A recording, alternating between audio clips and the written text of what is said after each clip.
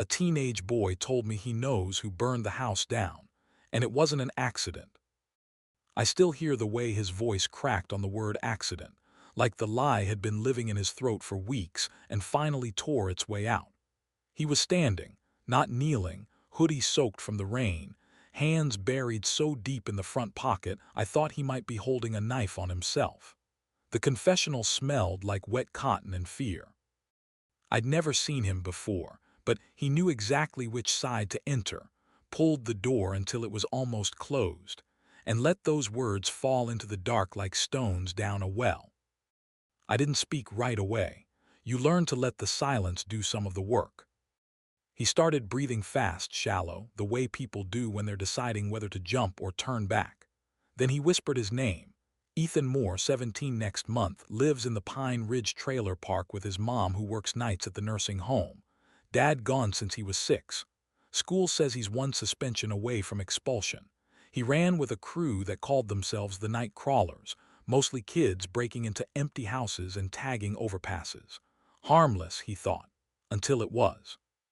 6 months ago, a new kid showed up. Caleb Whitaker, 19, fresh out of juvie, eyes like burned holes in a blanket. Caleb talked about fire the way other people talk about music. Said it was pure, honest, cleansing. The group listened. Ethan listened hardest because for the first time in his life somebody acted like he mattered. Caleb started them small, a dumpster, an old barn, a porta-potty at the construction site.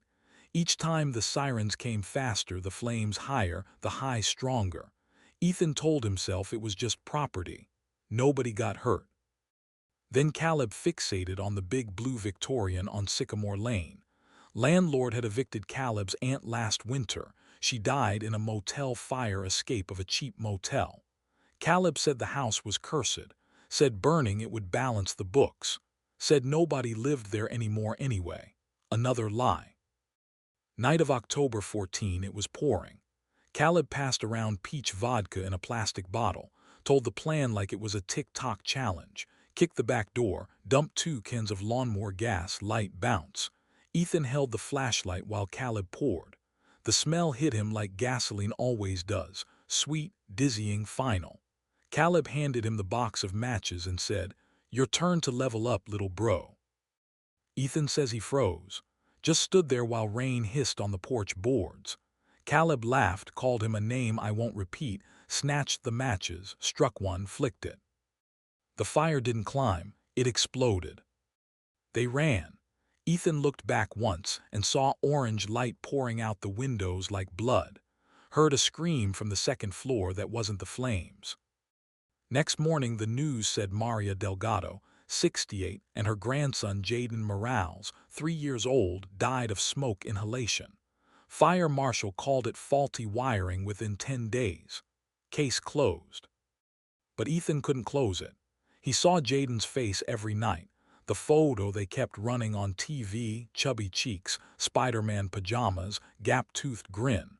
He started drinking NyQuil to sleep. Started cutting classes. Started throwing up when he smelled gasoline at the pump. Last week Caleb got picked up for stealing catalytic converters. Cops found empty gas cans in his trunk and started asking questions about Sycamore Lane. Caleb's been texting Ethan from county. One wrong word and your mom's trailer burns next. That's when Ethan stole $20 from his mom's purse, took the late bus across town, walked 3 miles in the rain and ended up here. He pulled up his sleeve then, showed me the burn scar on his forearm, perfect outline of a handprint, still raw pink. Caleb did this the day after, he whispered, said it was a preview. He was shaking so hard the kneeler rattled. I didn't light the match, Father, but I didn't stop it either. I just watched. And now a baby's dead because I wanted to feel big for 5 minutes.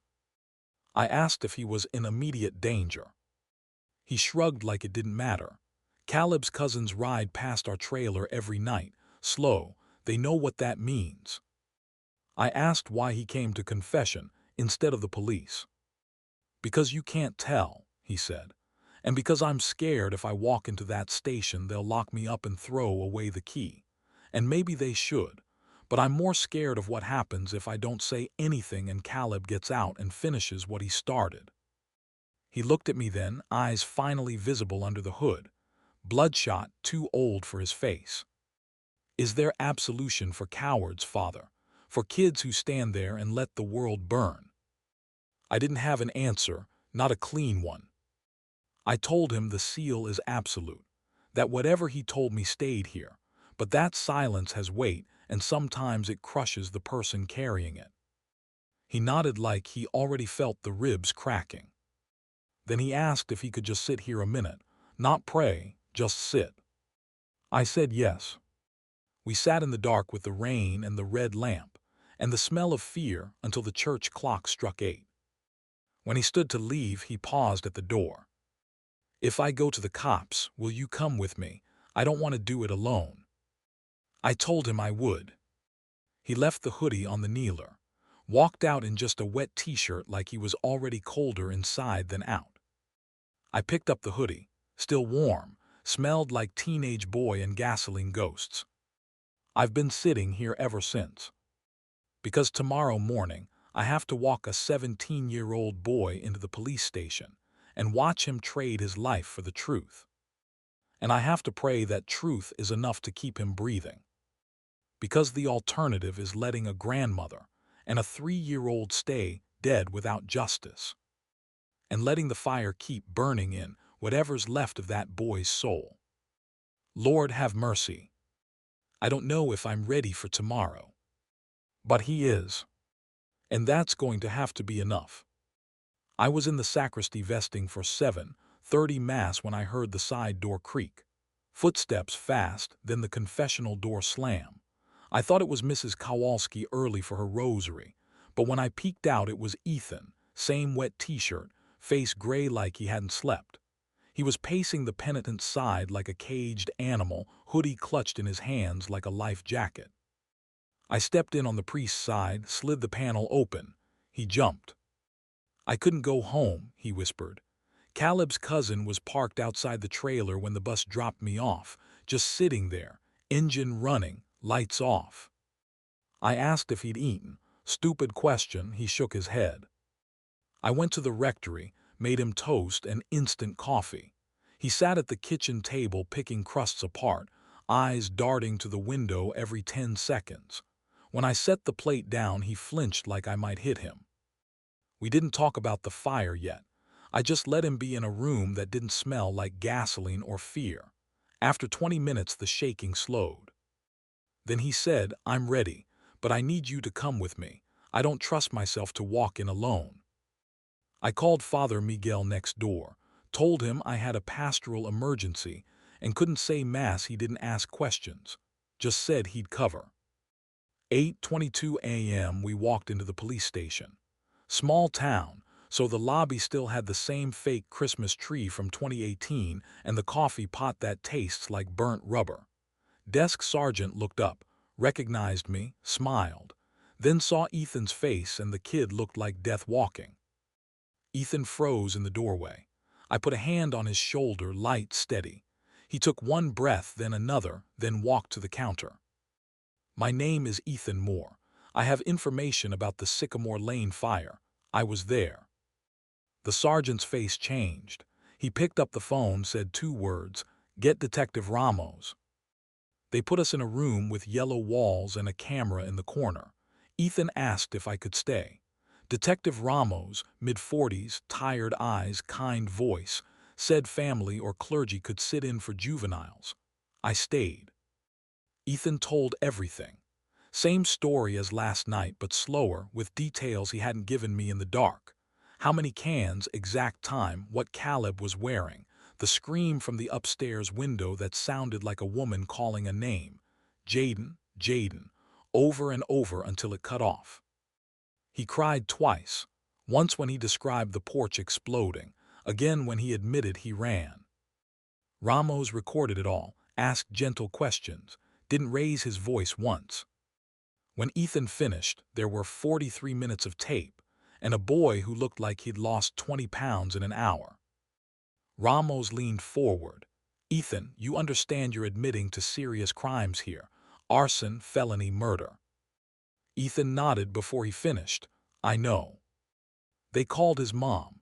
She showed up in her nursing scrubs, eyes swollen like she'd been crying since 4 a.m. When she saw Ethan in that room, she ran to him, held him so tight I thought she'd break him.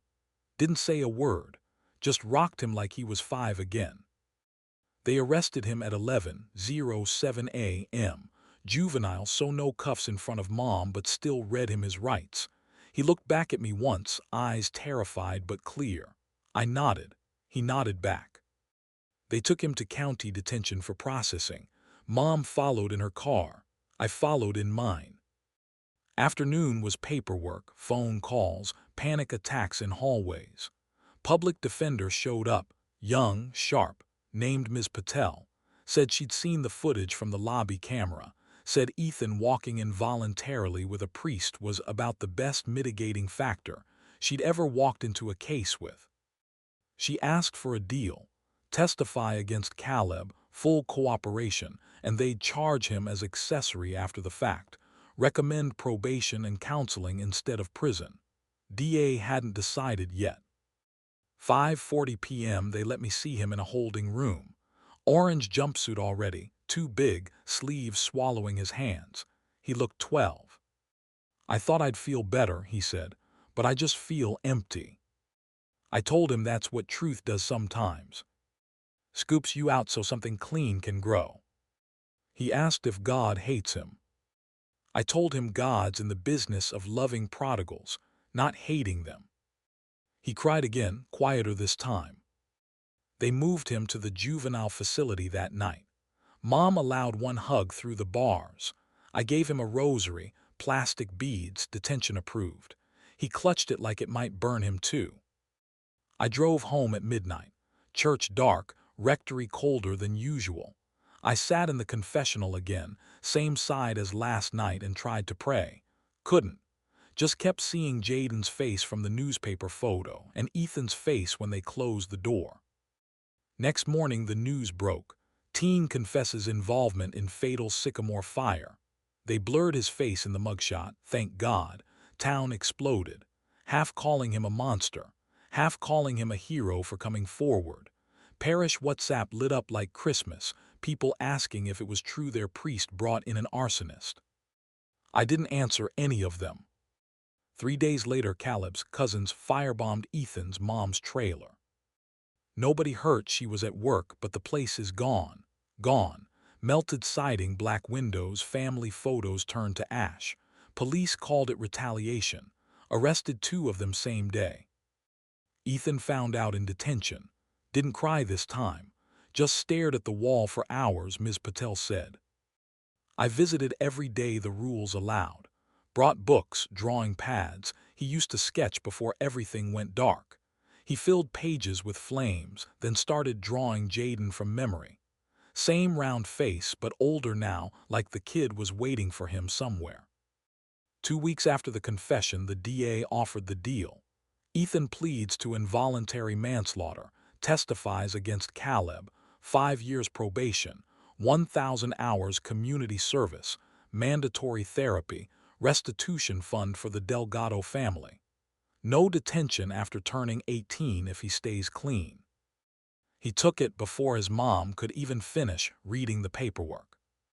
Caleb took a plea too eventually. Life, no parole. Sat stone-faced in court while Ethan testified, voice cracking but never stopping. When Ethan described the scream, Caleb's mother screamed herself, had to be carried out. Sentencing day, Ethan stood up when the judge asked if he had anything to say. He looked straight at the Delgado family, Maria's daughter Elena, now raising the other grandchildren alone, and said, I can't bring them back, I know that. I think about Jaden every minute. I'm sorry isn't enough, but it's all I have. I'm going to spend the rest of my life trying to make it mean something. I promise. Elena didn't speak to him, just nodded once, tears cutting tracks through her makeup. Judge gave him the deal. Added one thing. Ethan has to speak at schools about choices, fire safety, gangs. Said some debts you pay forward. He started last month. Wears a plain gray t-shirt, sleeves long enough to hide the scar. Stands in front of classrooms full of kids who look just like he did 2 years ago and tells them the truth. That being cool for 5 minutes can cost lives forever. Some kids laugh at first. Then he shows the photo of Jaden in the Spider-Man pajamas and tells them that little boy called him effin' once when their moms worked the same shift.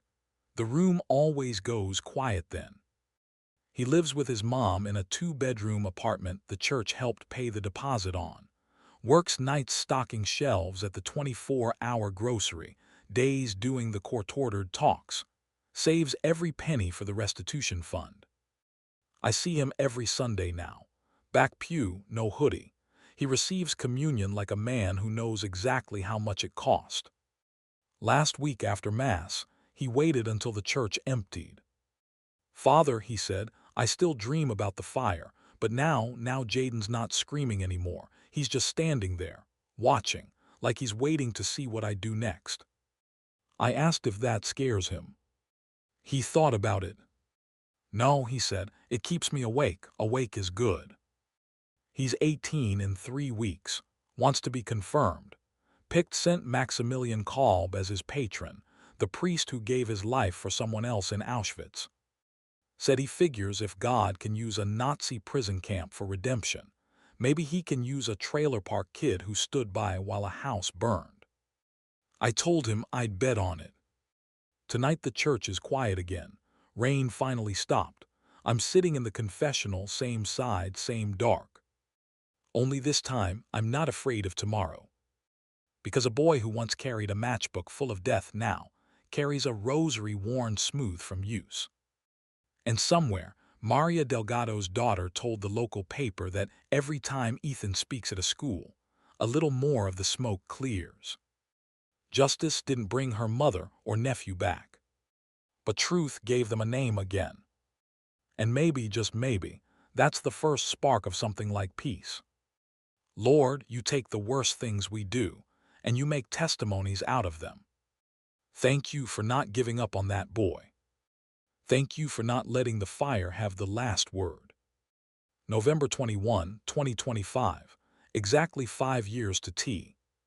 He day since Ethan Moore walked into this booth, soaked to the bone, and handed me a secret that almost killed him.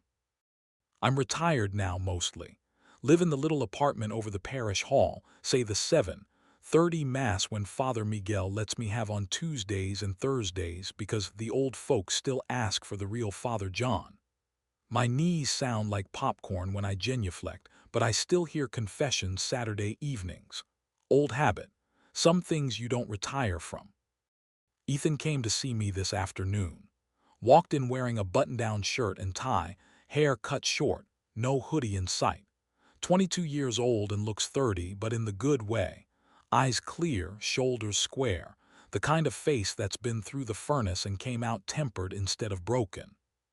He brought coffee, too large from the new place downtown that roasts their own beans. Sat in the front pew like he always does, waiting for me to finish locking up. We didn't talk about the weather.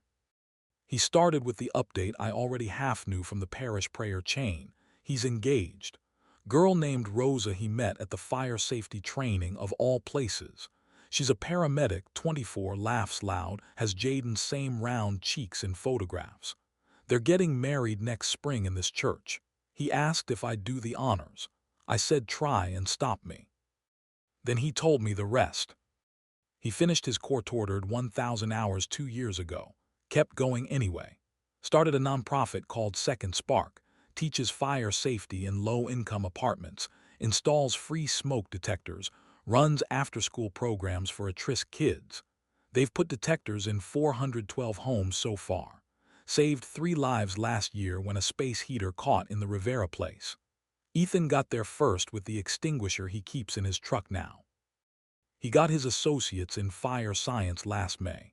Works full-time at the department as a fire inspector, the same department that once fingerprinted him. Captain says he's the best probationary hire they've ever had. Says the kid smells smoke before it starts. He and Rosa bought a little house 2 streets over from where the Delgado place used to stand. The lot's a community garden now. Ethan helped plant it, Tomatoes grow where the porch burned. He still speaks at schools, added colleges now, tells the story straight version, no sugar, no self-pity. Shows the photo of Jaden, then the photo of his own burn scar, then the photo of the first baby his nonprofit's detectors saved. Says the same thing every time. I was the kid who thought fire was power. Turns out it's just fire, and the power is what you do after. Some kids cry, some hug him. A few have turned themselves in for smaller things because he made it feel possible. Alina Delgado, Maria's daughter, comes to every talk when she can. Sits in the back, arms crossed, but she comes. Last year at Christmas, she handed Ethan an envelope. Inside was a photo of Jaden and a note. He'd be 8 now. I think he'd like knowing you're keeping other kids safe. Ethan keeps it in his wallet, folded soft as cloth. Caleb died in prison last winter, shanked in the yard over a debt. Ethan found out from the news. Didn't feel triumph, just quiet. Went to the cemetery anyway, stood at the grave for a long time, said the Our Father out loud because nobody else would. He still goes to therapy every Thursday, still flinches at the smell of gasoline, still wakes some nights reaching for matches that aren't there. But the dream's changed. Jaden doesn't scream anymore. Just stands in a field holding a red balloon, watching Ethan build something, house, ladder, bridge, he can never quite see. When Ethan asks what it is, Jaden smiles and says, "Keep going." Ethan. He got confirmed 2 years ago. Took the name Maximilian, same as he wanted at 18. I laid hands on a man who'd already been to hell and was choosing heaven anyway. Tonight he asked if we could go into the confessional. Not because he needed to confess. He goes to Miguel for that now. But because he wanted to sit where it started. We did, him on the penitent side, me on the priest's side, same as always. He was quiet a long time. Then he said, "I used to think coming clean would kill me. Turned out keeping the secret was the thing trying to do the killing." I asked what he came here to say. He smiled, small, tired, real. "Thank you for not letting me run that night. Thank you for walking me into that station. Thank you for believing a coward could change before I did." I told him thank you for proving me right.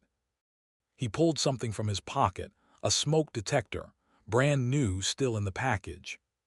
"For the sacristy," he said. "Battery's good for 10 years. Figured this place could use one that isn't from 1998. I laughed, couldn't help it. He stood, paused at the door. "One more thing, Father. Rose is pregnant, due in July, it's a boy." I waited. "We're naming him Jaden." He left before I could answer. I'm still here, in the booth. Lights off except the sanctuary lamp that finally got replaced with LED, but still looks the same red. 5 years ago, a teenage boy told me he knew who burned the house down, and it wasn't an accident. Tonight that same boy, man now, walked out of this church carrying life instead of death. And somewhere in heaven, I swear, a little boy in Spider-Man pajamas is smiling. Because the fire didn't get the last word. Truth did. Courage did. Love did. Thank you, Jesus, for taking the worst night of a boy's life and turning it into the first day of everyone else's safety. Keep him, Lord. Keep them all. The confession is over. The redemption is still going. One smoke detector, one school talk, one new life at a time. Amen.